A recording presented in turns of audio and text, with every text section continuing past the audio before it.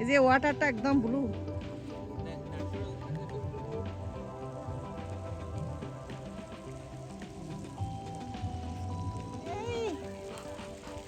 Black and white কাপল দেখো।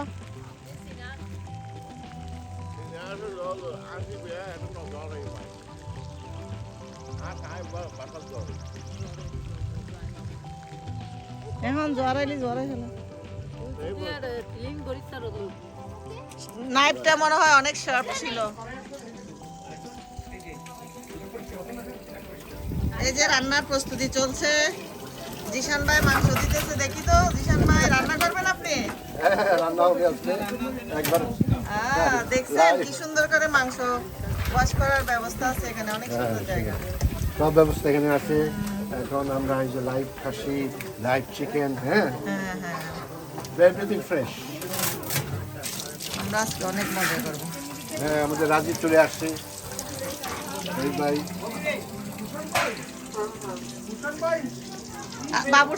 বাবুর্চিকে তাইলে নতুন বাবুর্চি আসছে।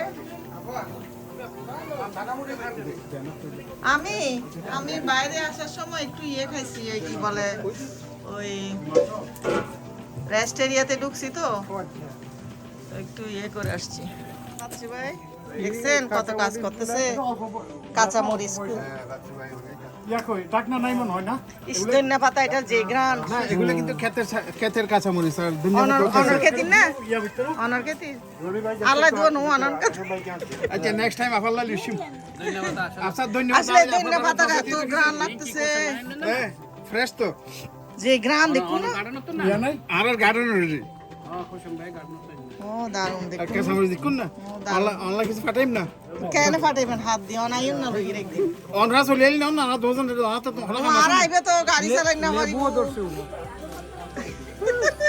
জানেন না গাড়ি চালাই না, আরে বুড়া বানাই ফেলে আমার গাড়ি আরে চালাইতো না দে। হ্যাঁ ওই গাড়ি চালাই মানে কি আনো তো চালাই জন আরে চালাইতো না দে তো আই নো দিদি জুহির আবার আর মারি ফেলিব আরেকবার অ্যাক্সিডেন্ট করে। এই তো সরারে কো যেতে তো ফিটা দি আই কই চরম তো আই তো সার্ভার ভাই এনাম ভাই লাইন রাখি তার যা হন আছে না, ওর তো ফল না, আসলে আল্লাহর হুকুম অ্যাক্সিডেন্ট তাই না। তো ইয়ান তো ইয়ারে টিটের পর মাই হাতে মারি ফেলতে আসলি উগ্র মাত্র ভাই এতেরা ও করে যাইতো বুঝি অনারা ফ্রেন্ড যে দুষ্টামি করেন দিলে রেল লাই মানে আমার অ্যাক্সিডেন্ট হইছিল না এনাম ভাই খজ ওড়াই লাগে সিপ দি হবে তো সিপ দি তুই তার মারি ফেলে লাগি এনাম তো সত্যি কথা তুই ফেলা এনাম ভাই আর হজ খবর দাও আজ দুবো বই এখন দুবো মারিলে খেলে এখানে যান ওর যে হাতা মানে না না আসলে না আল্লাহ কম মানে কিভাবে বলেন কাজ বেশি না না কথা কম চিটাঙ্গি ভাষা কি বলেন কম হাতা হ কম কথা কো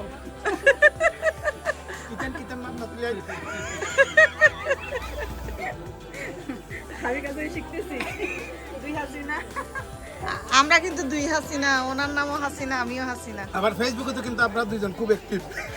মানে আমি কাকে ফাঁস করবো এটা আমি বিপদে পড়ে যাই। কাকে ফাঁস করবো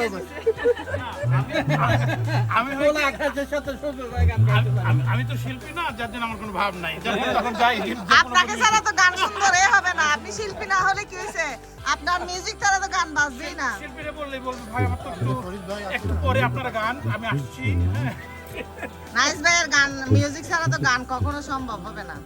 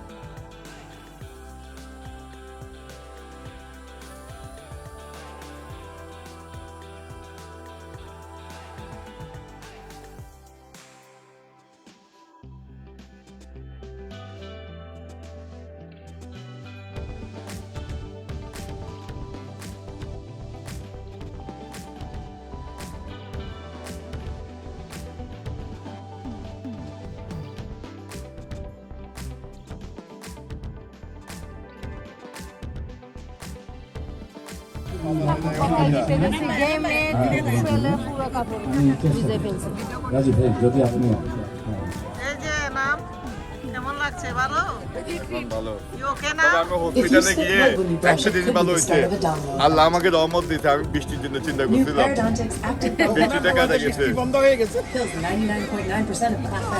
না ভয় লাগ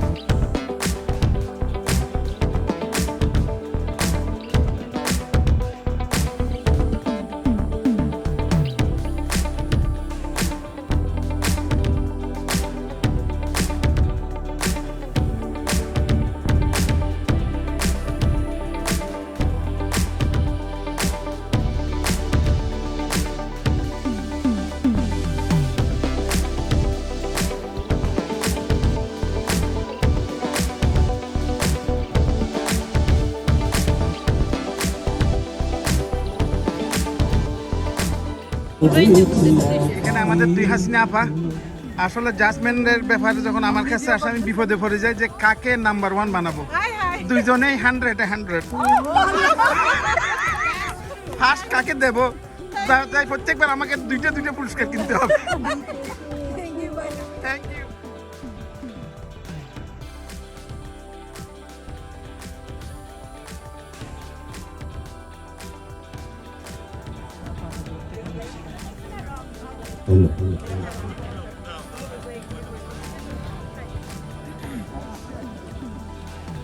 এখানে আগে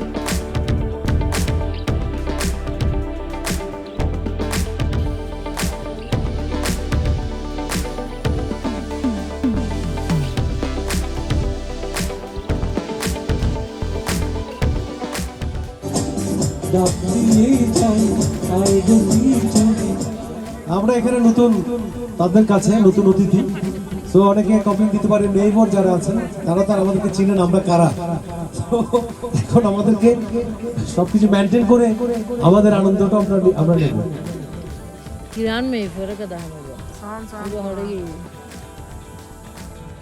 এনা মূল্য নেই कोई नहीं होगी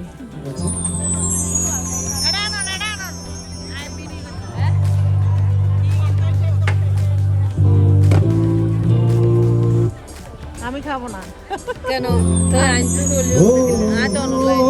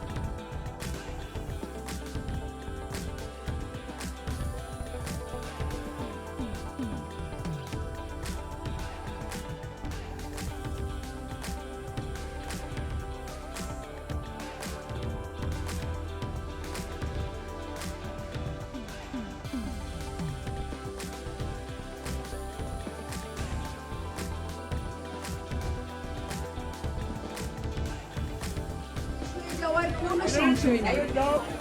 রাজীব, রাজীব, আমি একটু তোমার সম্পর্কে বলতে চাই। আচ্ছা, আমি যখন ইন্টারমিডিয়েট পড়ি, আমার বাসার সামনে দোতলায় একটা পরিবার এলো নতুন ভাড়া। তো ওই পরিবারের মুন্নির সঙ্গে আমরা সবসময় খেলাধুলা করতাম, ক্রিকেট খেলা সবসময় খেলতাম। কিন্তু মুন্নির চাচাতো ভাই সে ছিল এই রাজীব। সে সবসময় গিটার নিয়ে খুব মানে প্র্যাকটিস করতে একটু ভাবটাব নিত। তো আমরা আবার মুন্নিকে বলতাম, মুন্নি এটা কে? মুন্নি বলতো আমার কাকাতো ভাই। তো যাই হোক, রাজীবের বাবা, শ্রদ্ধেয় বাবা,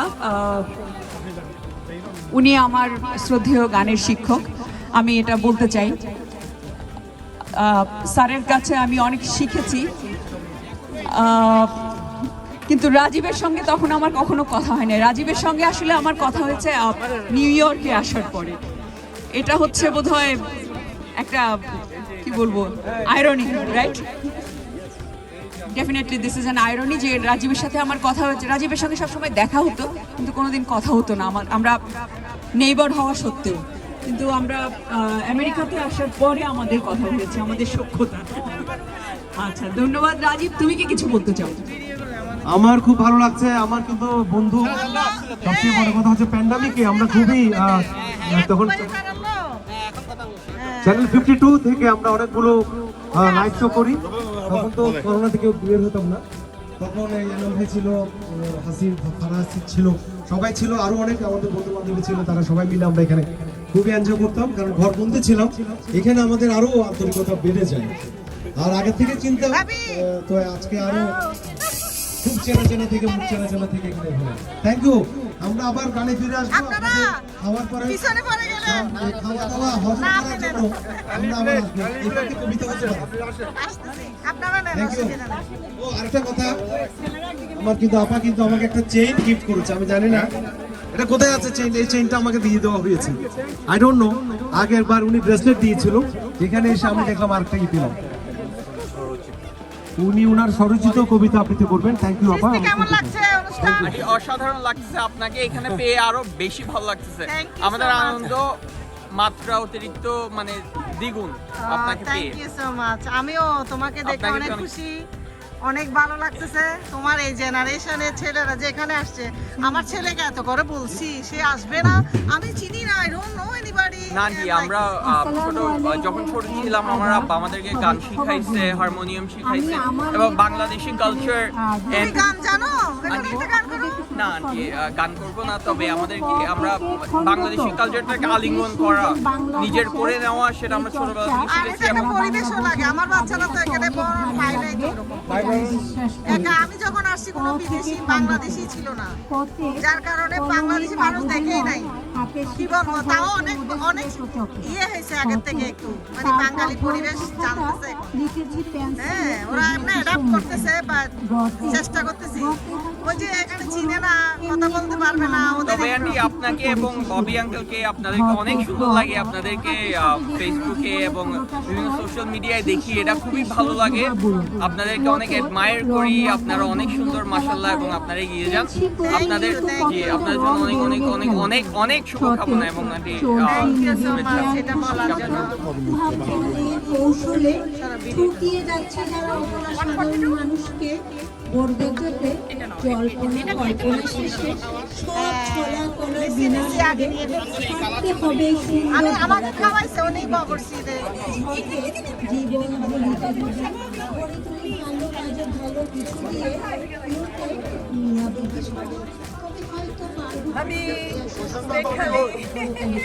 আমাকে ফেলে লাইনে দাঁড়িয়ে গেছে। দুইটা প্লেট নিয়েছি। ও আমি আসছি যে তুমি লাইনে দাও। তুমি প্লেট নাও।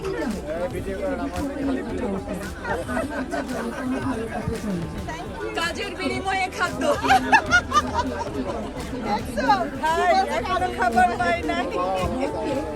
কি করে বলছি কাবি খা কাজের বিনিময়ে খাদ্য। এখন এটা বলতে গেছে, এখন হচ্ছে কথার বিনিময়ে খাদ্য। এখন এটা চলতেছে। দুগুলো চলো সব ডিলেট করে ভালো কথা শুনি তবে এই সার্থক মানব জন্ম সৃষ্টির শ্রেষ্ঠতা শুনবো কেবল ভাঙা নয় গড়ার ধ্বনি পথে থামবো না করবো না পিছু চালিয়ে যাব সংগ্রাম আমরাই পারবো যথে দাঁড়াও পথে থমকে যেও না নিশি শেষে ফুটাবো আলো যা সম্ভব কেবল মোদেরই বাংলা ধতে কাঁধে কাঁধ মিলিয়ে যদি করি ভালো কাজ মুখরিত হবে সমাজ পড়ে যাবে সারা দন্তান্নতে নামে কিবা আসে যায় কাজে পরিচয় পথে পড়ে লেখে মানুষ শৈশবে